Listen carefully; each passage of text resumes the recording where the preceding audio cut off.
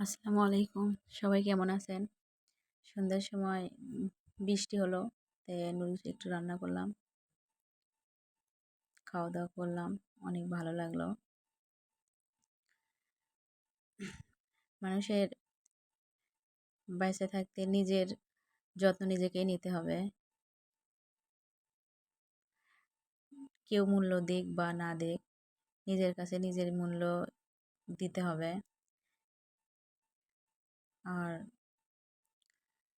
ভালো ব্যবহারটা সবার সাথে করতে হবে। আপনি মারা গেলে ব্যবহারটাই থেকে যাবে। মারা গেলে সব রাইখাই যাবা।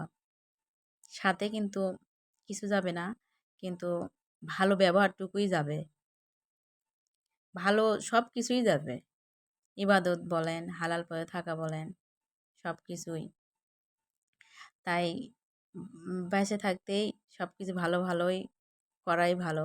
মানুষের খারাপ চাওয়া বলতে নিজের জীবনই খারাপ এসে যাবে।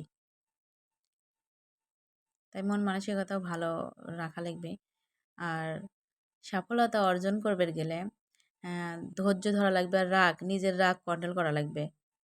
ধৈর্য সহকারে সব কিছু করতে হবে। সবাই ভালো থাকবেন, সুস্থ থাকবেন, আমার জন্য দোয়া করবেন।